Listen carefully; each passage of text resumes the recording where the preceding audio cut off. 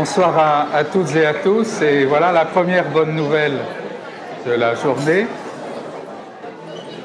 Il y a une deuxième bonne nouvelle, et cette deuxième bonne nouvelle, c'est que entre le sortant l'agriculture du salon de l'année dernière et celui-ci, j'ai l'impression que la moyenne d'âge a baissé d'une bonne vingtaine, sinon d'une bonne trentaine d'années. Raison pour laquelle, d'un seul coup, je suis passé professeur émérite, ce qui veut dire à la retraite et vieux. Mais enfin, de manière courtoise.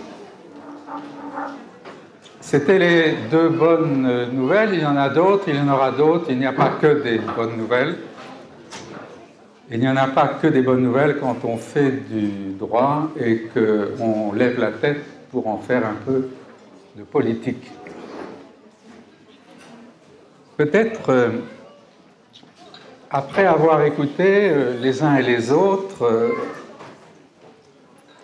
écouté trop peu, mais un peu quand même, les différentes tables rondes, certains ateliers, je voudrais vous dire d'abord quelques mots sur les valeurs. Sur les valeurs que, finalement, nous avons tous ici en commun. On ne les nomme pas parce elles nous sont assez naturelles, mais elles sont communes. Ces valeurs, c'est notre premier bien commun. Et hier, j'étais à l'autre salon de l'agriculture, où ça s'est moyennement bien passé. Et je voudrais vous dire simplement que le salon dit officiel de l'agriculture, c'est un salon, pour moi, qui manifeste la multiplicité des problèmes. Et celui-ci, la multiplicité des solutions.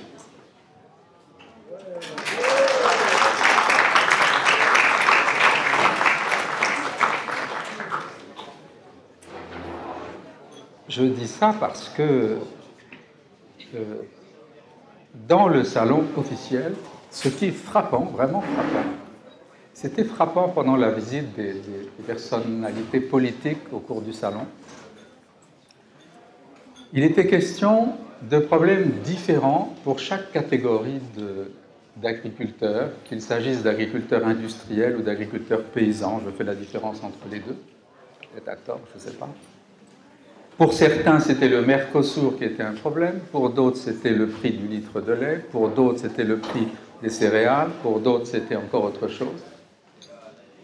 Multiplicité des problèmes, parce que l'agriculture, c'est ce qui ressort pour moi de cette visite d'hier, elle n'a plus de boussole. Et donc, les idées, si on peut appeler ça des idées, tournent un peu dans tous les sens. Personne ne sait plus où est le nord. C'est ça les valeurs.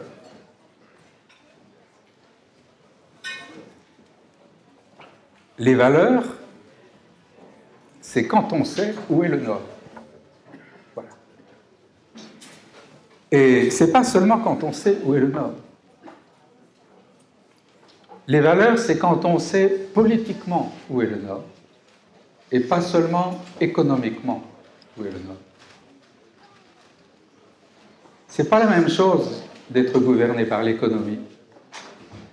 Quand on est gouverné par l'économie, on nous demande d'accepter et de nous adapter. C'est pas la même chose que d'être gouverné par la politique. Politique avec un P majuscule. Quand on est gouverné par la politique, dans un régime démocratique, on nous demande de choisir et de décider. Elle est bien faite, la langue française, pour ça. Accepter et choisir, ce n'est pas du tout la même chose. Il y a un salon où on accepte, il y a un salon où on choisit. Il y en a un où on s'adapte, et il y en a un où on décide. C'est un fossé considérable qu'il y a entre les deux, et c'est sans doute parce que le fossé est considérable qu'il est et qu'il sera très difficile de les faire dialoguer.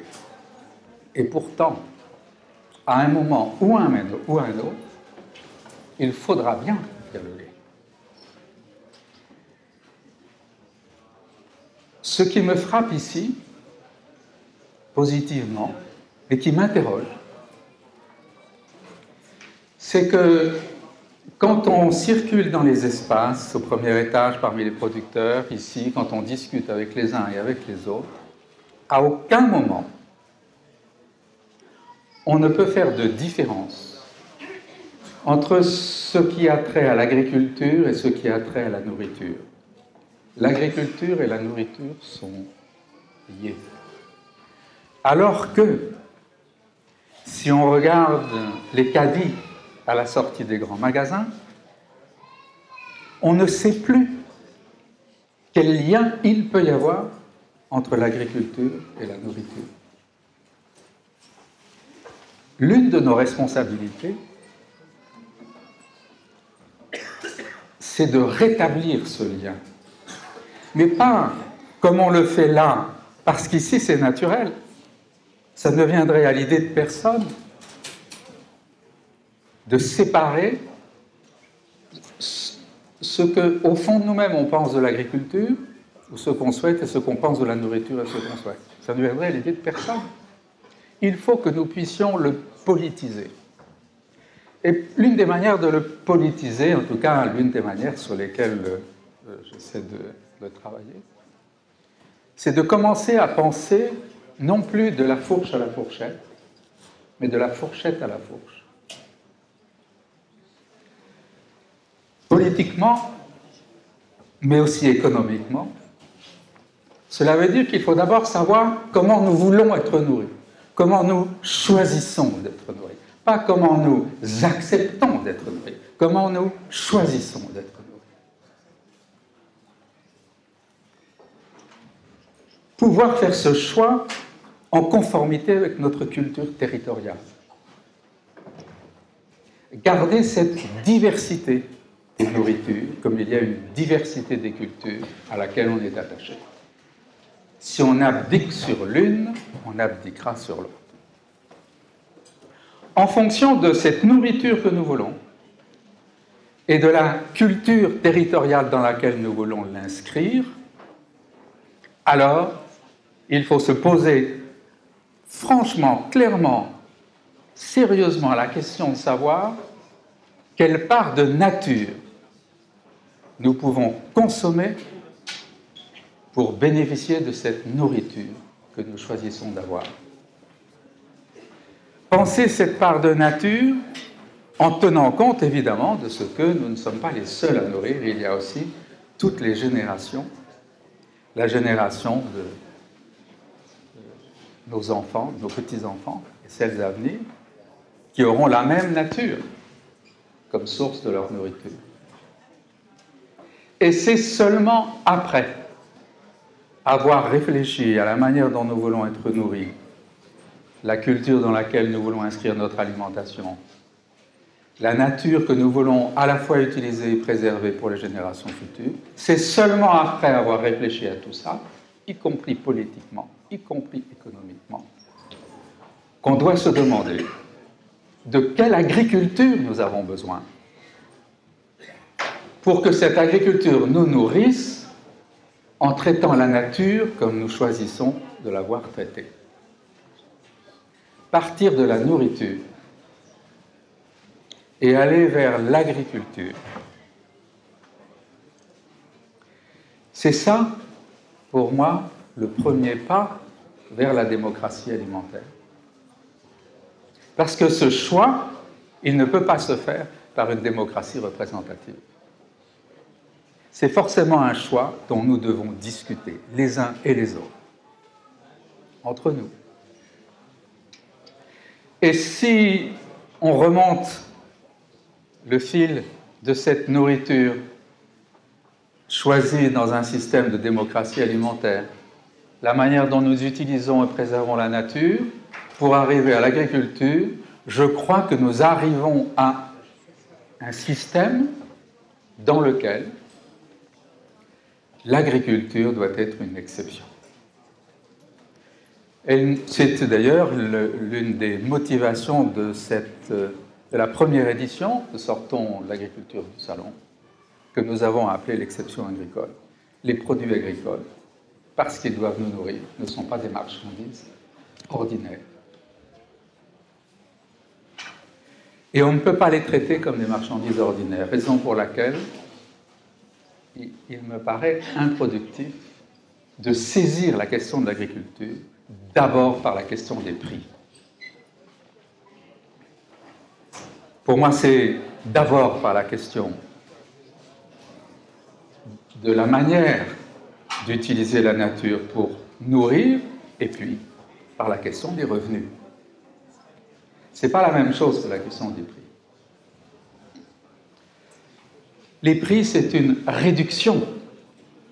C'est une manière de ne pas poser l'ensemble des questions. On réduit l'ensemble des questions à la question du prix.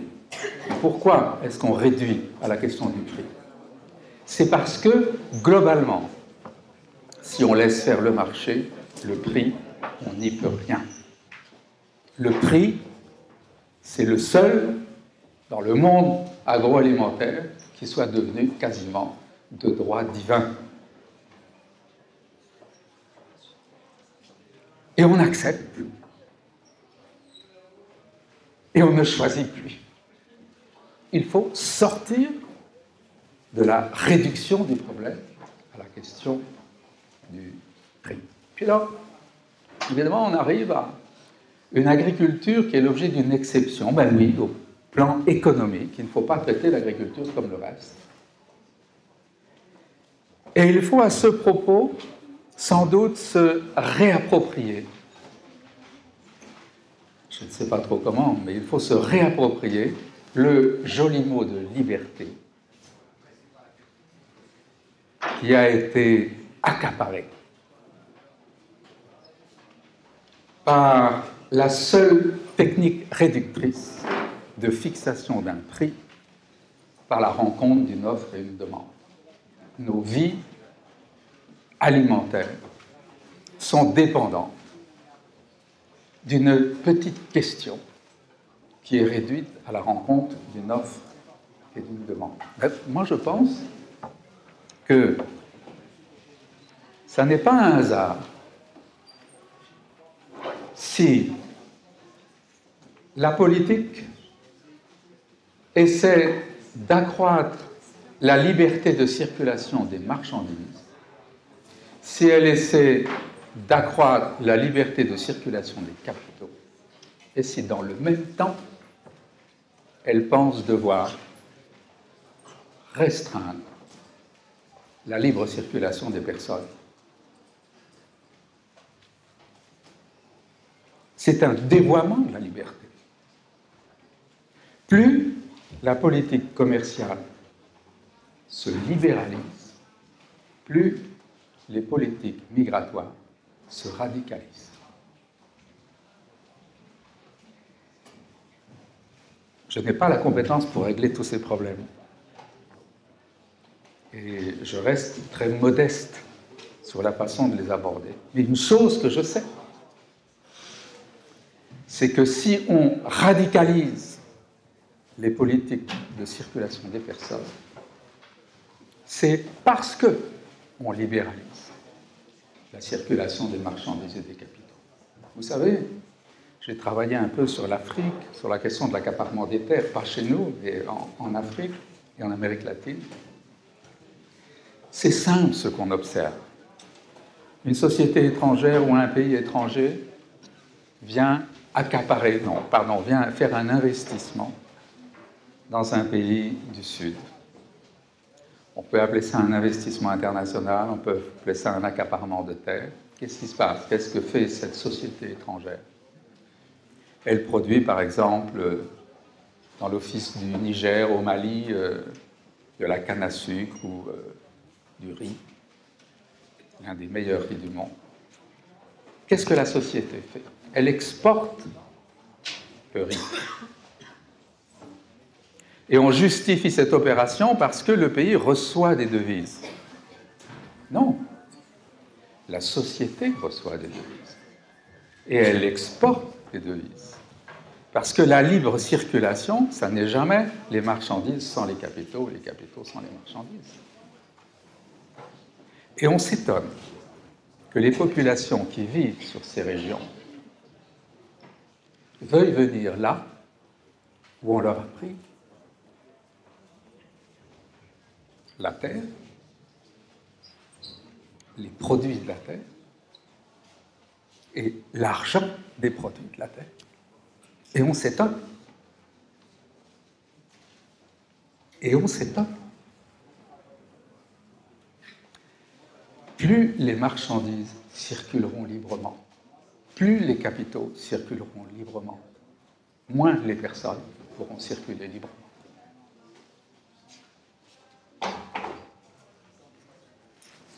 Vous comprenez pourquoi ça ne s'est pas toujours passé très bien hier.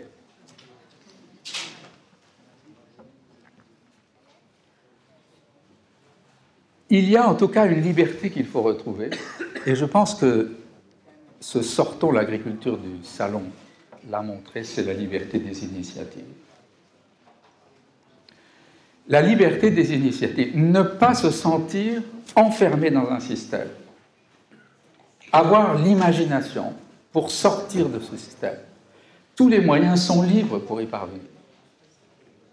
On peut inventer des sociétés différentes, on peut gérer des biens comme des communs, on peut inventer, imaginer.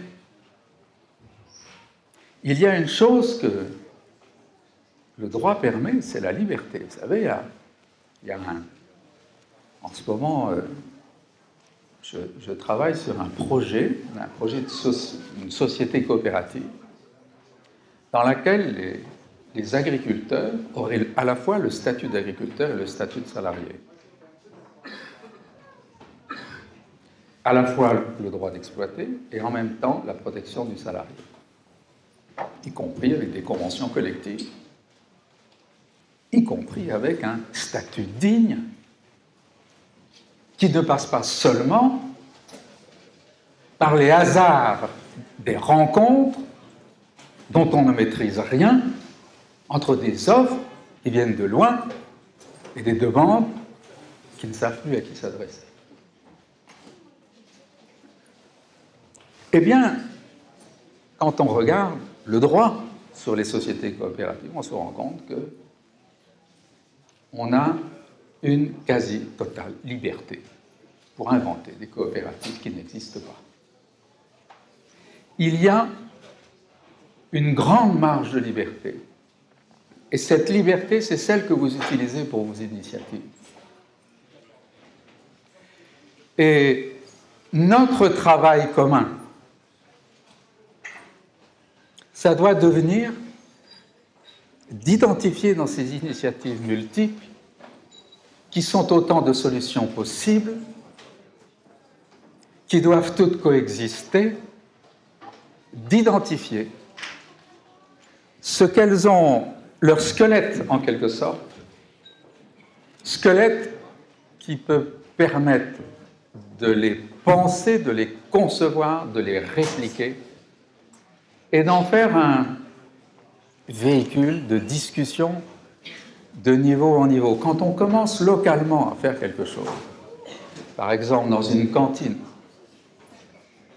quand on commence à faire un approvisionnement bio, local, de qualité dans une cantine, appelez ça comme vous voudrez, qu'est-ce qu'on fait? On fait une politique de l'alimentation, on fait une politique sanitaire pour les enfants, on fait une politique environnementale pour le territoire, on fait une politique économique pour les opérateurs de ce territoire, les agriculteurs et les... On fait une politique sociale parce qu'on crée du lien social. Tout ça,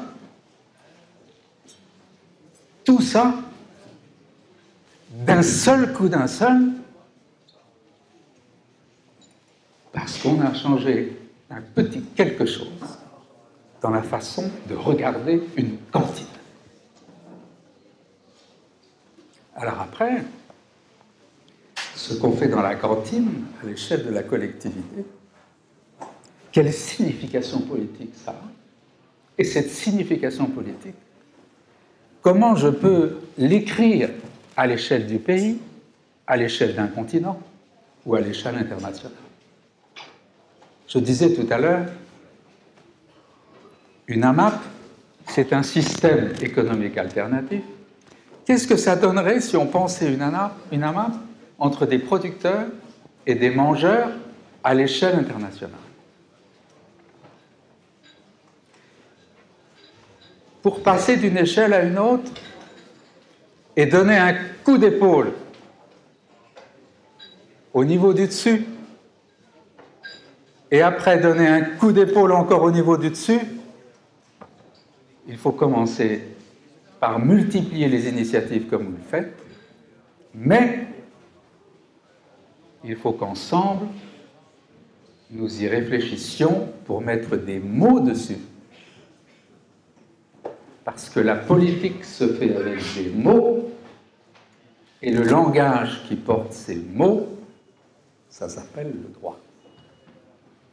Il faut qu'on fasse du droit. C'est peut-être une des mauvaises nouvelles de la journée. Faire du droit, qu'est-ce que ça veut dire? Comment transformer tout ça, à la fois pour l'affirmer, le répliquer, le multiplier et le faire monter d'un coup d'épaule à l'étage du dessus. Il y a peut-être une chose à laquelle il faut penser. Bon, ce que je vous dis là, depuis le début d'ailleurs, est contestable.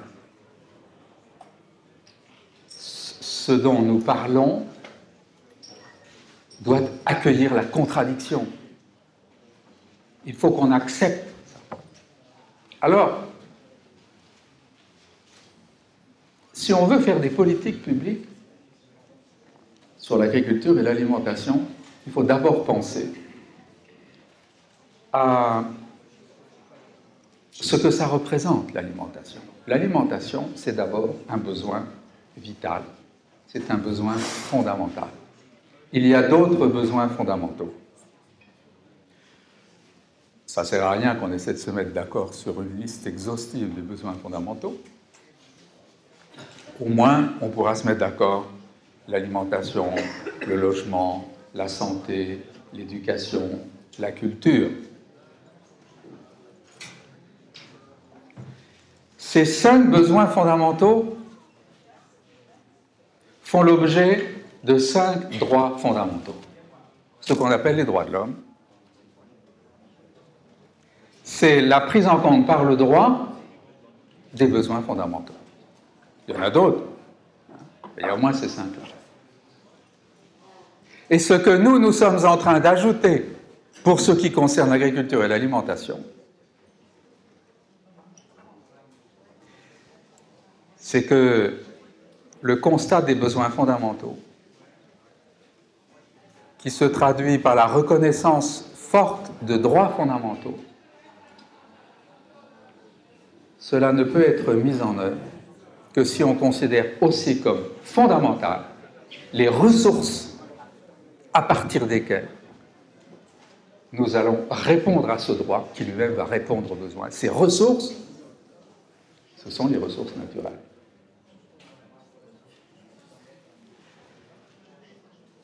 Besoins, droits, ressources. Et puis, dans ces 5 besoins fondamentaux, il y en a 2 sortes. Il y en a 3 qui ont un avantage considérable sur les autres. Le logement, la santé, l'éducation. Parce qu'aucun de nous ne va accepter d'aller se loger à 1000 km de là où il est. Aucun de nous n'a envie d'aller à l'hôpital à 1000 km de là où il habite. Aucun de nous n'a envie que ses enfants aillent à l'école à 1000 km de là où il habite. Ces trois besoins fondamentaux ne sont pas délocalisables. Parce qu'ils ne sont pas délocalisables, l'Organisation mondiale du commerce les laisse tranquilles. Parce qu'ils ne sont pas délocalisables, les États peuvent développer des politiques publiques. Et qu'est-ce que ça donne? Ce n'est pas le paradis. C'est pas le paradis. Mais qu'est-ce que ça donne? L'accès de tous à des soins de qualité. Avec des hôpitaux publics et des cliniques privées, avec aussi du commerce de médicaments, mais dont on ne se demande pas si le prix est juste ou pas juste.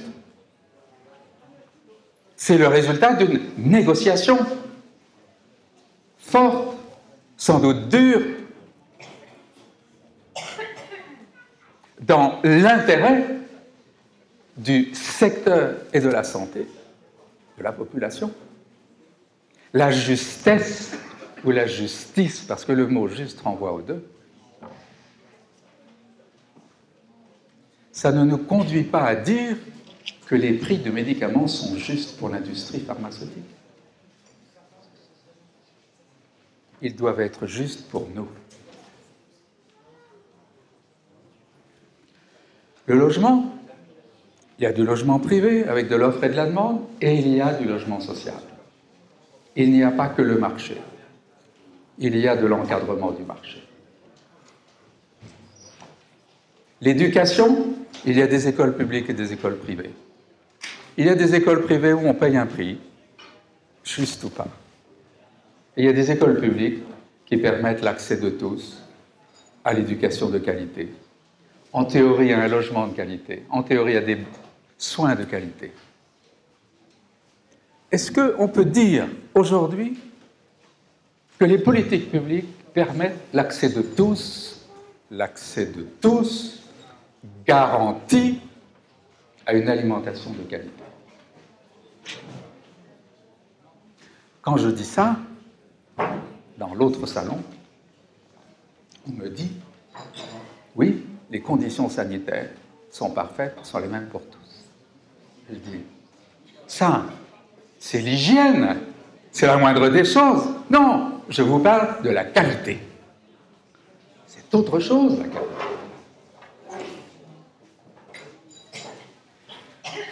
Et si nous n'avons pas tous accès à une alimentation de qualité, alors qu'est-ce que ça donnerait si on faisait la même chose pour le secteur de la santé, pour le secteur de l'éducation, pour le secteur du logement? On accepterait ça? Et on doit l'accepter pour l'alimentation. Ces trois secteurs, trois besoins fondamentaux, trois politiques publiques différentes, évidemment, la politique du logement, c'est pas comme la politique de la santé. Et au passage, quand on se dit, mais c'est un scandale que les agriculteurs vivent avec des subventions. Bon, discutons-en. Mais posons aussi alors la question de savoir si c'est un scandale que les médecins soient payés à 95% par la sécurité sociale. On n'appelle pas ça des subventions. On appelle ça un service public. Parce qu'il y a derrière ça un besoin fondamental. Commençons à penser à ça. Qu'est-ce que pourrait être l'agriculture si on la pensait comme un service public? C'est une question. Ce n'est pas une réponse. Parce que la réponse, c'est la démocratie alimentaire qui doit la donner. Et le logement, ce n'est pas le marché, il y a une exception pour le logement. La santé, c'est une exception. L'éducation, c'est une exception. Eh bien, l'agriculture, ça doit aussi être une exception. Il y a ces trois qui ne sont pas délocalisables. Le malheur de l'alimentation, c'est qu'elle est délocalisable. Je peux manger des tomates qui viennent de Chine ou qui viennent de la porte à côté. C'est délocalisable. À partir du moment où c'est délocalisable, l'Organisation mondiale du commerce s'en occupe. Et à partir du moment où elle s'en occupe, alors on ne peut plus choisir l'origine, ce qu'on veut manger. Il y a un autre secteur dans lequel il y a une délocalisation possible, c'est la culture. Alors on a pris soin, en droit international, depuis l'origine, de poser ce que nous appelons une exception culturelle, qui fait qu'on peut regarder tous autant de séries américaines qu'on veut, on a largement de quoi, mais il y a des séries françaises, il y a la moitié des films français dans les salles de cinéma. Les salles de cinéma participent au financement des films français. La télévision, le prix du livre, les subventions au théâtre, c'est l'exception culturelle. L'exception, la culture, elle est délocalisable. Si on ne faisait pas ça, on aurait tous à peu près la même culture qui viendrait de loin, de l'autre côté de l'Atlantique. Mais on a prévu dans le droit international de quoi encadrer et permettre aux États de développer une politique publique qui préserve la diversité des cultures et l'accès de chacun à sa culture.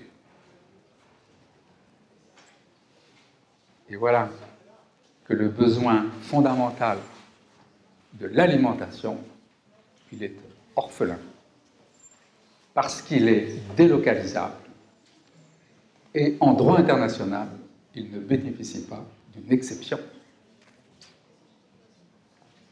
Alors qu'historiquement, je le dis souvent, au risque de lasser ceux qui m'écoutent, m'ont déjà écouté, je le dis souvent, il y a dans notre histoire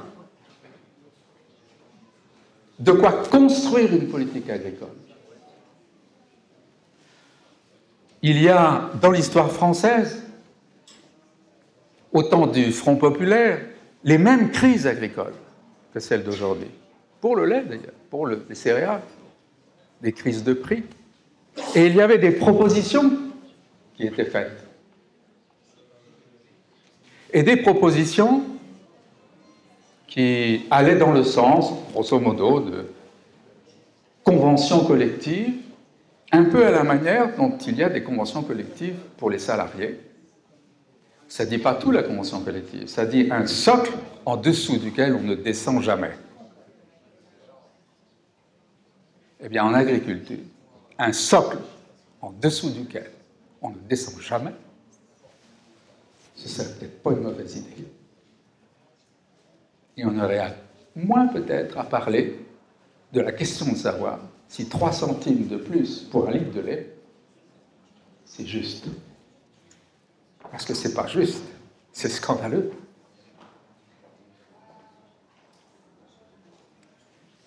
Et puis il y a eu, à la sortie de la guerre, un texte international qui pensait une exception agricole, qui considérait que l'agriculture, mais aussi les minerais, la pêche, la forêt, ne pouvaient pas être traités comme des marchandises ordinaires. Et que le commerce de ces produits devait viser le développement économique de tous les pays, le plein emploi, la sécurité alimentaire et la préservation des ressources naturelles, en 1948. C'est un texte qu'on a oublié, ça s'appelait la Charte de la Havane, pour lequel j'ai beaucoup d'affection. Et il ne s'agit évidemment pas d'appliquer en 2018. Il a été signé d'ailleurs le 24 mars 1948. Le 24 mars prochain, c'est bientôt. Vous pourrez avoir une petite pensée pour le 70e anniversaire d'un texte qui en 1948 a été signé par les États-Unis, la Russie, la Chine, l'Inde, la Grande-Bretagne, la France, les pays d'Afrique. Tout le monde a signé. Puis après, on l'a oublié pour des raisons sur lesquelles je ne reviendrai pas maintenant. Il y a dans notre histoire des leçons à tirer. Mais la première des leçons, c'est quand même que parmi 5 besoins fondamentaux, vitaux, à partir desquels se construit une société, Si on est ensemble, c'est parce qu'on a besoin les uns des autres pour des besoins vitaux. C'est pour ça qu'on se réunit dans des espaces. Sur les 5, il y en a 4 qui, si je puis dire, tirent leur marron du feu parce qu'ils sont nés non délocalisables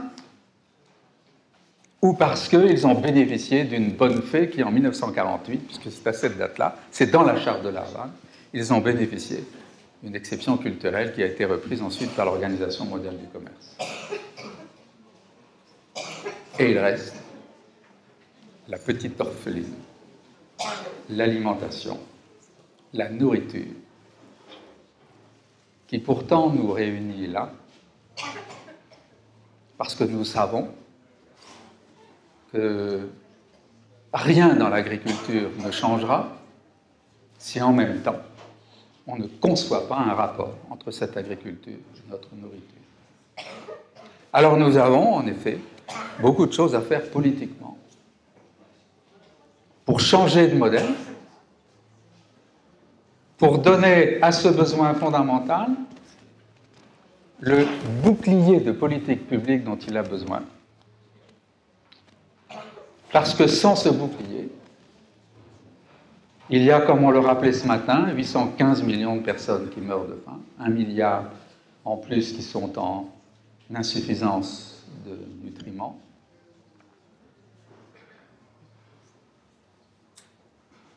Et qu'il ne faut pas avoir fait de très grandes études pour se rendre compte que c'est suffisant pour marquer l'échec d'un système. Et quoi mettre à la place?